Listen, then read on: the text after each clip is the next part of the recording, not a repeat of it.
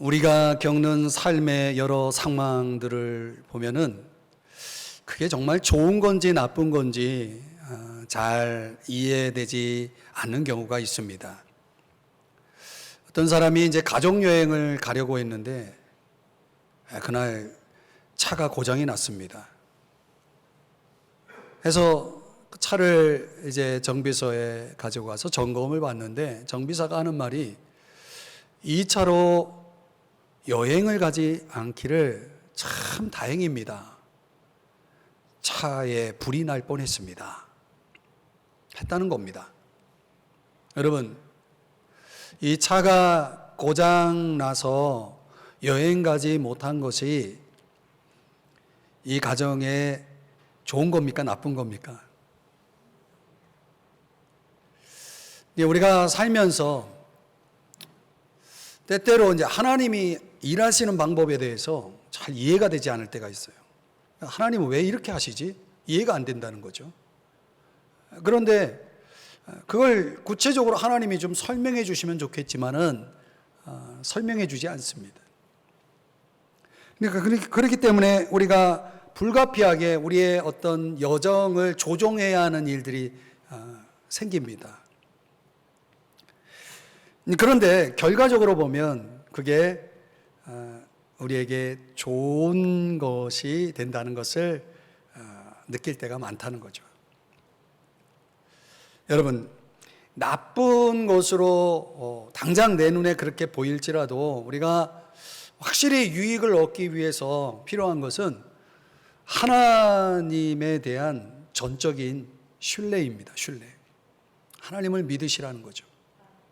하나님은 우리의 삶에 좋은 것을 주시는 분이시라는 사실을 믿으시라는 것입니다. 그러면 우리는 어떤 일을 만나도 그 일 안에서 감사할 수 있고 찬양할 수가 있는 것입니다. 우리가 지난주에 살펴봤지만 5절 말씀에 보면은 하나님께서 우리를 위해 뭔가 우리가 구체적으로 알 수는 없지만은 우리를 위해서 하늘에 아주 좋은 것을 우리를 위해 준비하고 계시다는 말씀을 하십니다. 도대체 그게 뭘까? 우리가 궁금하죠. 이제 하늘나라에 가야 우리가 알 수 있겠죠. 그런데 오늘 성경에서는 그런 하늘나라에서 미래에 우리가 영원한 삶을 살 때에 하나님이 우리를 위해 준비하신 것들을 우리가 누리기 위해서 이 땅에서 하나님께서 우리를 훈련하고 있다는 사실입니다. 우리를 훈련하고 있다. 그러니까 하나님께서 우리의 삶에 일어날 모든 것들을 통해서 우리를 훈련하고 있다는 거죠. 그러니까 인생 학교에 입학시켜가지고 우리를 계속 트레이닝을 하면서 하나님께서 우리의 삶에 많은 것들을 지금 훈련하고 있는 것입니다. 그래서 우리에게 주어진 것이 시험들이라는 거죠. 시험들. 그러니까 시험들은 일종의 그 훈련 학교의 교재와 같습니다. 자, 오늘 저와 여러분이 묵상할 본문의 내용은 6절, 7절 두 구절인데 이 성경이 말하는 시험에 대해서 우리가 알아야 할 중요한 세 가지 진리를 함께 묵상해 보고자 하는 것입니다. 첫 번째는 시험은 다양하다는 것입니다. 1장 6절을 다시 보시면 그러므로 너희가 이제 여러 가지 시험으로 말미암아, 그러니까 시험이라는 게 한 가지가 아니라 여러 가지라는 것이죠. 이게 문자적으로는 각양각색입니다. 아주 색깔이 다양한 형태의 시험들이 있다는 거죠. 그러니까 신앙인으로 우리가 이 세상을 살다 보면 참 이렇게 시험 받는 일이 많다는 것을 생각하게 됩니다. 그렇지 않습니까? 성경에 보면 하나님도 우리를 시험하신대요. 아브라함이 하나님의 시험을 받잖아요. 또 마귀도 우리를 시험한대요. 예수님이 마귀에게 시험을 받기 위해서 광야로 나가신 일이 이제 성경에 기록되지 않습니까? 우리가 또 세상살이를 하다 보면은 또 시험이 이렇게 많아요. 그래서 오늘 본문에서 그 시험이라는 단어가 나오는데 이 시험이라는 단어는 다른 뜻으로 번역하면 훈련, 시련, 역경 이런 뜻으로 번역이 될 수 있습니다. 그러니까 본문에서 이 시험이라는 것이 우리가 신앙인으로서 겪는 어떤 고난이나 박해와 관련된 것이라기보다는 우리가 일상에서 경험하는 모든 문제들, 그 모든 문제들과 관련된 그런 차원의 시험이라는 것입니다. 그러면 우리가 이 시험이 도대체 어디서 나오는가, 이 시험이 도대체 무엇인가에 대한 좀 성경적인 이해가 필요한데요. 시험은 어디서 오는 것입니까? 먼저 마귀로부터 온다는 거예요. 요한복음 13장에 보면은 마귀가 가룟 유다에게 와서 예수를 팔려는 생각을 그 마음에 넣었다라는 말씀이 나옵니다.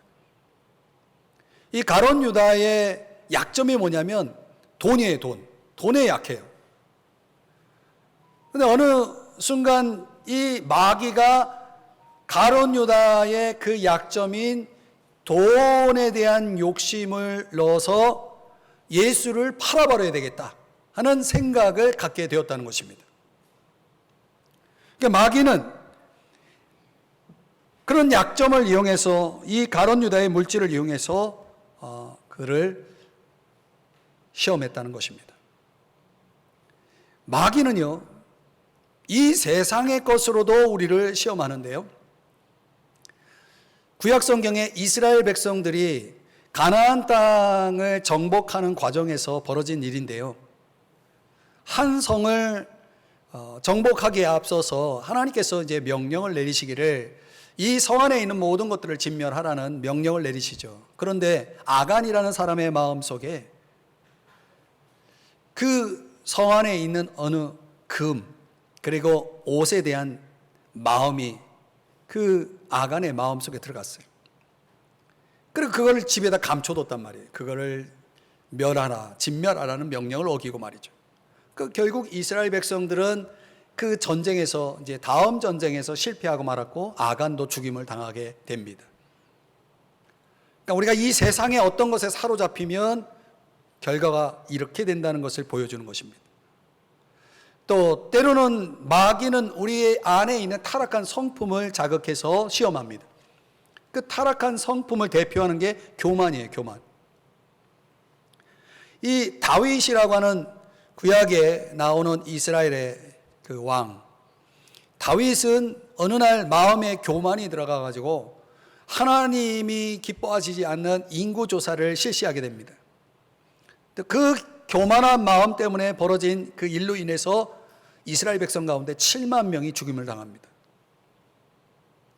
그러니까 우리 안에 있는 타락한 성품이 마귀가 공격하는 아주 주된 통로가 된다는 것을 여러분들이 깊이 깨달아야 됩니다. 또 어떤 경우에는 우리의 정욕을 통해서 마귀가 또 공격을 하고 우리를 시험한다는 거예요. 여러분 프랑스 소설가 모파상의 그 진주 목걸이라는 책을 읽어보신 분 있죠. 그 루아젤이라고 하는 주인공이 이제 친구에게 진주 목걸이를 빌려서 무도회에 참석했다가 그걸 잃어버렸어요. 그 잃어버린 그 목걸이를 친구에게 돌려주기 위해서 그걸 겨우겨우 똑같은 걸 찾아가지고 외상으로 그걸 사서 친구에게 돌려줬죠. 그 빚을 갚기 위해서 이 주인공이 10년 동안 어떻게 합니까? 밤낮으로 일을 하죠. 그리고 마침내 이제 그 빚을 다 갚고 나서 친구를 만나서 그 진주 목걸이에 대한 사연을 이야기하죠. 그때 친구가 뭐라고 말합니까? 너 왜 그렇게 했니? 왜 나에게 그걸 잃어버렸다고 말하지 않았어? 그 진주 목걸이 가짜야. 너가 사다 준 그 목걸이 난 가짜인 줄 알고 그거 어디다 뒀는지 난 잊어버렸어.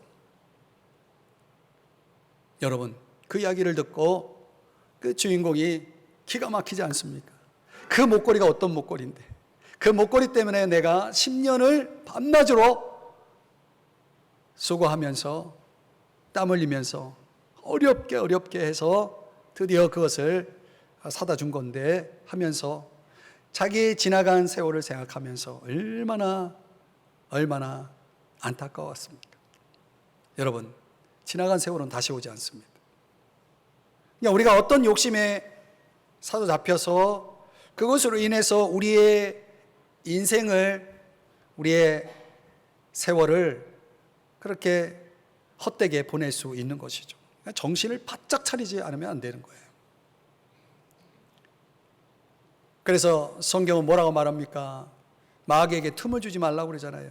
마귀는 우는 사자와 같이 우리를 삼키려고 지금 항상 우리를 살피면서 공격 태세를 갖추고 있다는 거예요.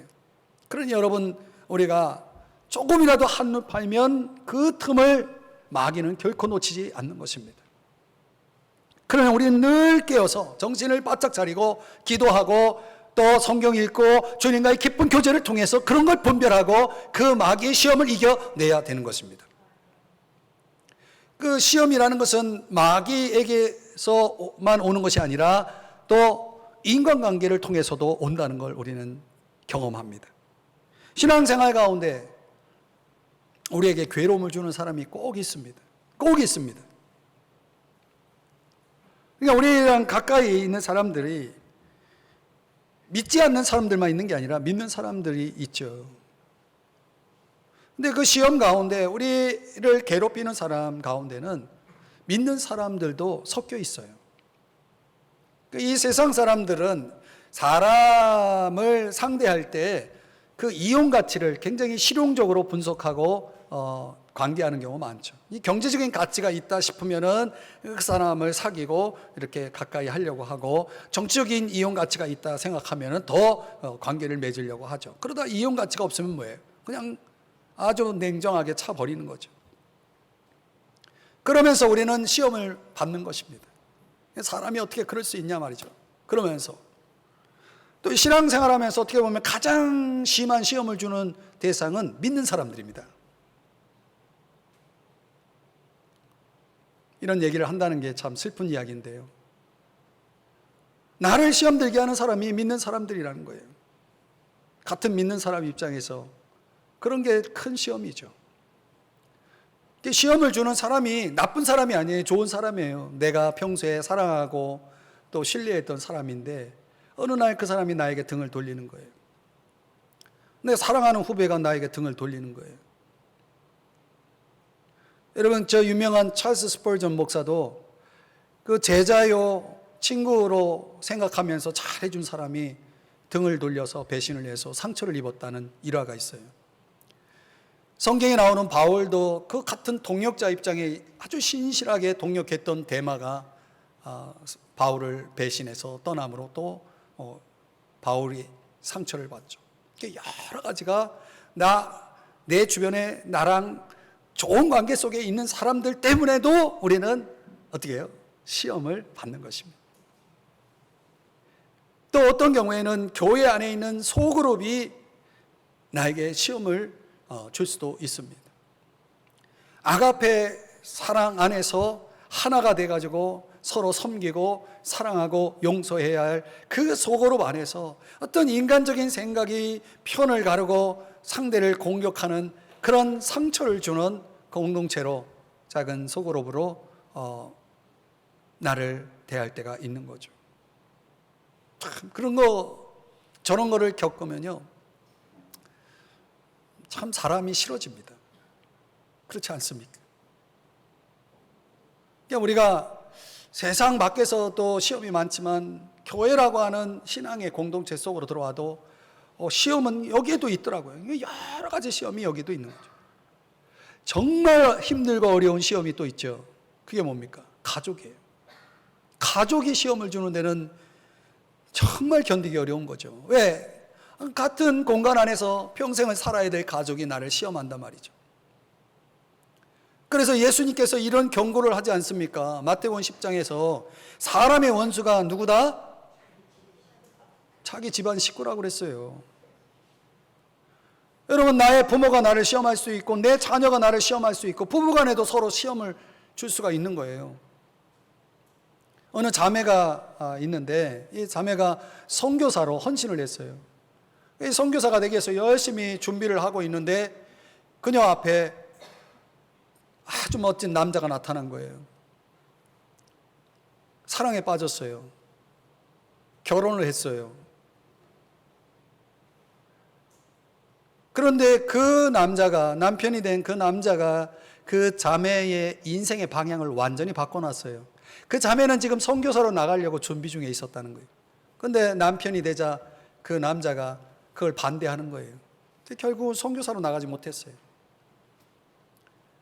그리고 좀 안타깝게도 이 부부는 시간이 지나서 이혼을 하게 됩니다. 그러고 나서 그 자매가 이런 고백을 하는 거예요. 내가 그때 선교사로 갔었더라면,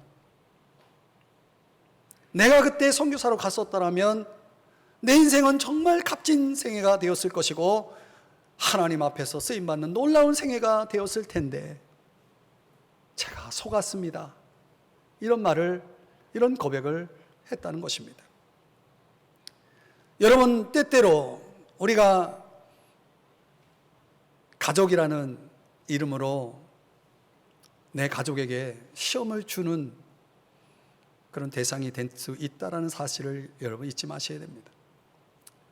그러니까 우리는 이렇게 저렇게 관련된 사람들로 인해서 시험을 받는 거예요. 마귀에도 시험 받고 사람에게도 시험 받고. 그런데 정말 더 힘들고 극복하기 어려운 시험이 뭐냐? 이게 나 자신으로부터 오는 시험이에요. 그러니까 나 자신이 어떤 존재냐면 약점을 가지고 있는 거예요. 내 스스로는 방어할 수 없는 약점. 그런 약점이 여러분 있죠. 아킬레스건 같은 것. 그런 약점이 있잖아요. 어떤 사람은 물질에 그렇게 약해. 돈에 그렇게 약해. 어떤 사람은 이성에 약하고, 어떤 사람은 너무 체면이 세. 그냥 체면에 약하고, 어떤 사람은 성격이 아주 감당하기 어려워요. 그 성격 때문에 시험 들어요. 어떤 사람은 너무 게을러. 다 좋은데 게을러. 이게 또 시험거리예요. 어떤 사람은 남을 험담하는 아주 안 좋은 버릇이 있어요. 근데 본인도 알면서도 자꾸 남에 대해서 가십을 해. 이런 건 다 약점이에요, 약점. 이런 약점들이 나를 시험에 빠지게 만들고 또 상대를 시험에 빠지게 만드는 거예요. 그런데요, 약점만 시험에 드는 게 아니라 내가 가지고 있는 장점도 시험에 빠지게 만들어요. 여러분, 내가 잘한다라고 생각하는 거 한번 생각할 때 우쭐해지지 않습니까? 내가 장점이라고 생각하는 것 때문에 많은 사람들이 교만해진다는 거예요. 그 교만이야말로 우리를 시험하는 아주 큰 무서운 적이 되는 겁니다. 사랑하는 여러분, 오늘 이 설교 시간에 이 시험의 종류를 다 여러분에게 소개할 수가 없습니다. 얼마나 각양각색 여러 가지 시험이 있다는 것을 우리는 분명히 알아야 됩니다. 문제는 우리가 그런 시험들이 어디서 왔는지는 이제 알겠는데 이게 왜 나에게 이런 시험들이 있어야 하느냐? Why? 두 번째 시험에 대한 진리는 필요하기 때문에 온다는 거예요. 필요하기 때문에 온다. 자, 오늘 본문 6절 말씀을 한번 보시면, 그러므로 너희가 이제, 그리고 가로가 있죠. 이 가로는 우리말 성경에는 번역이 빠져 있어요. 원어에는 있는데 번역이 빠져 있어요. 이 necessary라고 하는 이 단어가 빠져 있으면서 뜻을 풀이하니까 어쩔 수 없지라는 뜻이 있는 이 내용이 있다는 것입니다. 근데 이 어쩔 수 없이라는 이 말이 아주 중요한 원리를 갖고 있어요. 다르게 번역하면 그럴 필요가 있을 경우에, 라는 거죠. 시험이라는 게 뭐예요? 필요가 있을 때 오는 거예요. 그러니까 어쩔 수 없이라는 이 표현 속에는 인생이라는 게 다 그렇고 그런 것이기 때문에 오는 거야 라고 하는 우연을 얘기하고 있잖아요. 이거는 우연이 아니에요. 이거는 이 시험에는 분명히 궁극적인 목적이 있다는 거예요. 목적. 분명한 목적이 있다는 거예요. 그런 의미에서의 어쩔 수 없이. 필요가 있을 때에. 그러면 그 필요라는 게 도대체 뭘까요? 설명하자면 먼저 유익하기 때문에, 어떤 유익이라는 필요 때문에 우리에게 온다는 거예요. 그 유익의 예를 들면 이런 거예요. 내가 지금 막 죄를 지을 수 있어. 그럼 하나님은 그 죄를 지을 수 있는 우리에게서 그 죄를 짓지 못하도록 시험을 준다는 거예요. 그 예가 고린도후서 12장인데요. 바울이 하나님께 너무 많은 은혜를 받았어요. 바울이 굉장한 사람입니다, 여러분. 여기서 다 설명하지 않아도 여러분 아실 거예요. 바울이 너무 대단한 사람이에요. 하나님께 받은 은혜가 너무 많은데, 그럼 받은 게 많다 보니까 가진 게 많으면요, 틀림없이 이게 따라와요. 교만이라는 게 따라와요. 자만. 그래서 하나님이 다 좋은데 얘가 교만하면 결국 하나님이 쓰시고자 하는 목적대로 쓸 수가 없으니까 죄 짓지 말라고 그에게 시험을 하나 주셨어요. 그 시험이 뭐냐면 어떤 정확한 질환인지 모르지만 병을 하나 주세요. 병. 그 육체의 가시라고 표현한 게 병입니다. 그게 눈과 관련된 건지 아니면 몸과 관련된 건지 해석이 한 7, 8가지가 있어요. 그런 걸 떠나서 우리가 중요한 거는 여기서 죄를 짓지 않도록 돕기 위해서, 즉 교만을 가져가기 위해서 하나님께서 바울에게 병이라고 하는 시험을 주셨다는 거예요. 유익한 거죠. 그에게는 필요했다는 것입니다. 또 필요라는 것은 훈련의 차원에서도 필요합니다. 훈련의 차원. 훈련이라는 것은 우리 신앙인들에게 있어서는 영적 성장과 관련되어 있습니다. 영적 성장. 그러니까 나를 완전한 사람으로 하나님이 만드시기 위해서 지금도 하나님께서는 우리를 훈련하고 계시는데, 예를 들어서 나는 너무 사랑이 없는 사람이에요. 그런데 그 사랑이 많은 성령의 열매, 사랑의 열매를, 예수님을 닮은 그 사랑의 성품을 가진 사람으로 성장시키고 싶어요. 그럼 그 성장을 위해서 하나님이 우리에게 어떤 환경을 허락하시냐면, 내가 도저히 사랑할 수 없는 사람을 내 곁에 붙여주시는 거예요. 그러니까 내가 사랑할 수 없는 사람을 내가 만나야 내가 사랑의 성품이 자라. 그 훈련이죠. 그건 필요한 것입니다. 내 마음에 너무 평안이 없어요. 그래서 이 평안의 성품을 하나님께서 키워가기 위해서 또 어떤 환경을 허락합니까? 평안할 수 없는 환경을 자꾸 주셔요. 왜 이렇게 삶이 복잡하고 혼란스럽고 문제가 많아요?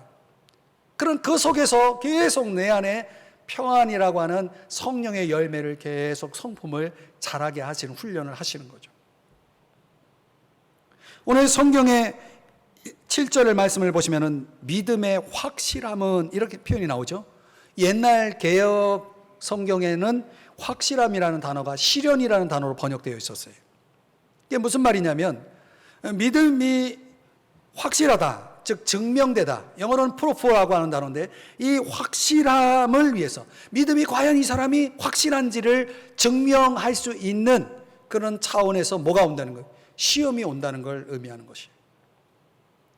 그러니까 어떤 시험을 내가 통해서 내 믿음이 순결해지고 내 믿음이 적나라하게 드러나는 거죠. 내 믿음의 실체가 드러나고, 내가 정말 이런 걸 보니까 내가 정말 믿음이 없는 사람이었구나 라는 걸 깨닫고 자기의 믿음을 위해서 기도하게 되고 더 분발하게 되는 거죠. 또 이런 시험은 믿음을 증명하면서 더 깊어지게 만들고 더 강하게 만들어지는 거예요. 어떤 사람들은 이런 시험들을 통해서 시간이 지나고 보니까 내가 더 하나님을 의지하는 사람이 되어 있고, 내가 늘 하늘을 위를 바라보는 삶을 살고 있고, 그리고 내가 나밖에 모르는 사람이었는데 나도 모르게 벌써 내 마음에 다른 사람들, 시험당하고 있는 사람들, 어려운 사람들의 마음에, 내 마음 속에 그들이 들어오기 시작하고 그들을 위로할 줄 알고 그들을 도와줄 줄 알고 그들을 섬길 줄 알고 그들을 위해 기도할 줄 아는 그런 사람으로 내가 어느새 성장해 있는 것을 깨닫게 되는 거죠. 이게 뭐예요? 다 시험이 필요해서, 우리에게 유익해서 하나님이 주셨기 때문에 우리에게 나타나는 변화인 것입니다. 어떤 경우에는 하나님이 뭔가 특별한 일을 맡기기 위해서, 우리를 준비시키기 위해서 시험이 오는 경우도 있습니다. 그 대표적인 예가 요셉입니다. 요셉. 여러분, 요셉은 아무 잘못한 것도 없는데 애굽에, 이집트의 노예로 팔려갔어요. 아무 잘못한 것도 없는데 그는 노예가 되었고, 또 모함으로 잘못한 것도 없는데 감옥에 들어갔고, 이런저런 사람들한테 상처받고 가족에게 상처받고 모든 상처를 받는 정말 비참한 생활을 하게 됩니다. 그런데 그 스토리의 마지막 결말을 보면은 하나님이 그 요셉을 아주 중요한 자리에 앉히려고, 그 자리가 어떤 자리였어요? 국무총리였죠. 그 높은 지위에 앉히기 위한 프로세스였다는 거예요. 그가 형들에게 시험을 받아서 애굽으로 팔려가지 않았다면, 그가 모함으로 억울한 일을 당해서 감옥에 들어가지 않았다면 그는 국무총리가 될 수 없었다는 거예요. 그 모든 시험이 그런 특별한 일을 위해서 하나님이 준비하셨다라고 하는 그런 전체적인 그 스토리의 그림이 성경에 그려지고 있습니다. 그러니까요, 결국은 하나님은 이 모양 저 모양으로 우리를 뭐하고 있어요? 훈련하고 있는 거예요. 또 결정적인 것은 뭐냐면, 시험이 필요하다는 것은 하나님의 관점입니다. 내가 시험이 필요하다, 내 스스로는 그거 몰라요. 하나님은 불꽃 같은 눈으로 우리를 다 보고 아시거든요. 그래서 하나님이 딱 보실 때, 지금쯤이면 시험이 좀 필요하다 하시면 하나님은 시험을 허락하시는 거예요. 예를 들어서 내가 지금 막 죄를 짓고 있어. 잘못 살고 있어요. 그런데 하나님 보실 때, 저거 그냥 뒀다가는 정말 큰일 나겠다 할 때 시험을 주는 거예요. 정신 차리라고. 그 말씀이 어디 나와요? 시편 119편. 다 같이 읽어볼까요? 시작. 고난 당하기 전에는 내가 그릇 행하였더니 이제는 주의 말씀을 지키나이다. 아멘. 내가 그릇 행하고 있는 걸 하나님이 다 보시는 거예요. 저거 그냥 뒀다간 큰일 나겠다 해서 고난이라는 시험을 딱 주시는 거예요. 그래서 그 사람이 정신 차려서 이제는 내가 주의 말씀을 지키고 있습니다, 이렇게 고백을 하잖아요. 여러분, 하나님은요, 우리는 모르지만 우리에게 필요한 것을 하나님은 다 아신다는 거예요. 그분은 그런 필요, 우리에게 무엇이 최선인지를 다 아시고 그것을 행하시는 분이기 때문에 오늘 그 필요에 따라서 우리 주님이 우리에게 시험을 주신다는 사실을 여러분 믿으시기 바랍니다. 마지막으로 세 번째, 시험에 대한 진리는, 시험은 끝이 있다는 것입니다. 한번 따라 하실까요? 시험은 끝이 있다. 여러분 6절을 다시 보시면 여기 이 단어를 주목해 보세요. 잠깐. 이 잠깐이라는 뜻이 무슨 뜻이에요? 끝이 있다는 뜻입니다. 끝이 있는 거예요. 그러니까 잠깐이죠. 근데 어떤 사람에게는 이 잠깐이 하루가 될 수도 있고 1년이 될 수도 있고, 어떤 사람에게는 이 잠깐이 10년이 되기도 하고 그 이상이 되기도 하는 것입니다. 이 잠깐이라는 시간은 영원에 비하면, 영원이라는 시간에 비하면 잠깐인 거예요. 그러나 끝이 있다 해도 사실 우리가 가지고 있는 인간적인 연약성 때문에 우리는 이걸 하게 되는 거예요. 6절을 다시 보여주시면, 근심하게 되지 않을 수 없으나, 그 시험이 너무나 다양하고 그 시험이 우리에게 정말 필요해서 주신다는 거 다 머리로는 알아요. 그거 다 이해할 수 있어요. 그리고 그 시험이 끝이 있다는 것도 내가 알아요. 문제는 그 시험, 그럼에도 불구하고 여전히 나는 그걸 견디기 힘들어하는 것입니다. 시험이라는 건 그런 거예요. 그게 내가 가지고 있는, 인간이 가지고 있는 연약성인 거죠. 그래서 이 근심이라고 하는 문자적으로 슬퍼한다는 얘기예요. 슬퍼하고 고통스러워한다는 거거든요. 그럼 누구라도 여러분 시험을 만나면 고통스러운 것입니다. 슬픈 것입니다. 그 왜 슬퍼하냐고 여러분 말하는 건, 그건 시험을 이해하지 못하는 사람들의 말이에요. 모든 시험은 내가 근심하게 되지 않을 수 없는 것입니다. 그러나 여러분, 끝나지 않을 것 같은 그 시험도 오늘 성경은 끝이 있다라고 말씀하고 있는 거예요. 끝나지 않을 것 같은 시험도 끝이 있는 것입니다. 그러면 궁금한 건, 도대체 언제가 끝이라는 말입니까? 그 확실한 끝을 보여주세요. 제가 보여드릴게요. 7절. 예수 그리스도께서 나타나실 때, 그때는 끝이 오는 것입니다. 그날이 지금 다가오고 있잖아요. 언제일지 모르지만 그날이 점점 다가오고 있다는 것입니다. 그리고 그날이 다가오고 있다, 예수 그리스도께서 다시 나타나신다라고 하는, 재림하신다라고 하는 이것이 우리의 시험과는 어떤 관련이 있냐면, 우리가 살아가면서 당하고 있는, 내가 겪고 있는 그 모든 시험의 궁극적인 목적이 그날 이루어지는 거예요. 그날 완성된다는 것입니다. 그렇기 때문에 그날은 아주 크고 영화로운 날이 될 것입니다. 그리고 그날은 우리에게 칭찬과 영광과 존귀가 주어질 것이라는 거죠. 사랑하는 여러분, 우리 주님이 주시는 이 칭찬과 영광과 존귀가 누구에게 주어지는 겁니까? 시험을 통과한 사람들에게, 시험에 넘어지지 않고 잘 견딘 사람에게. 주님은 이렇게 말씀하실 거예요. 참 잘했다. 어떻게 그 어려운 시험을 다 잘 이겨냈니? 너무 잘했다 하면서 칭찬해 주실 거라는 거죠.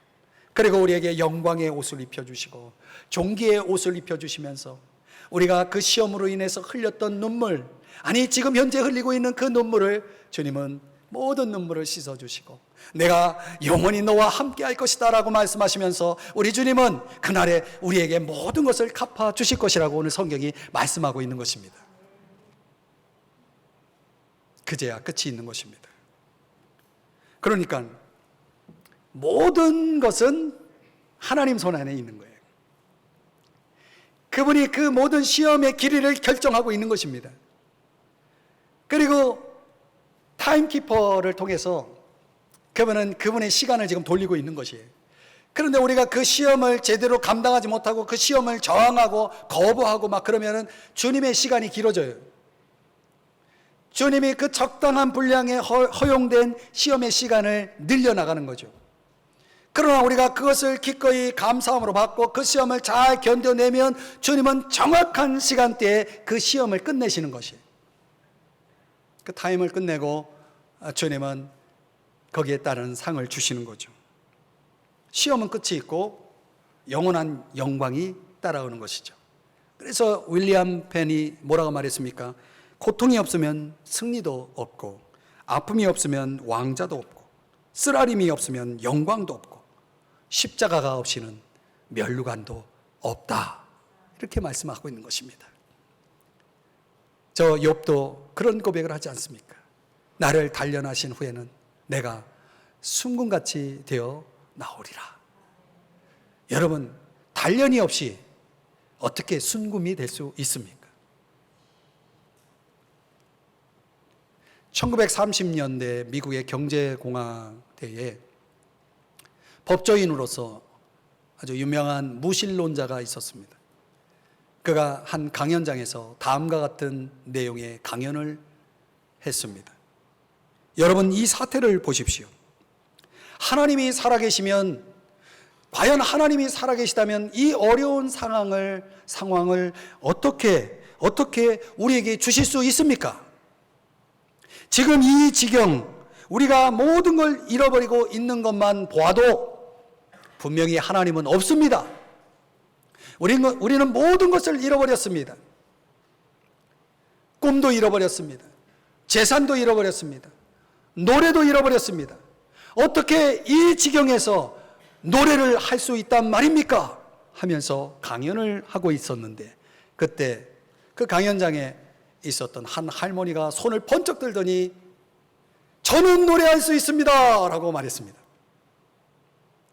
그 강연자가 그 할머니에게 다시 물었어요. 아니, 어떻게 이 지경이 되었는데 노래할 수 있단 말입니까? 그러자 그 할머니의 답이 이랬습니다. 예수님 때문에 노래할 수 있습니다 라고 외쳤다고 합니다. 여러분 어떤 상황이라도 예수님 때문에 여러분은 노래할 수 있겠습니까? 예수님 때문에 노래할 수 있겠습니까?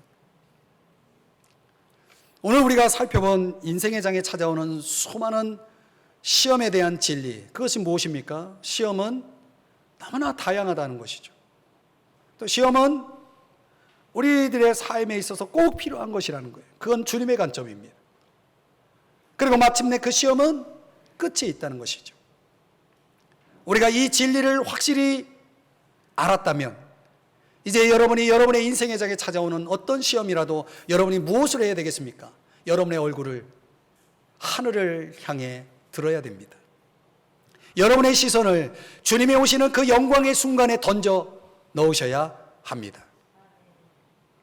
오늘 성경이 이것을 약속하고 있습니다.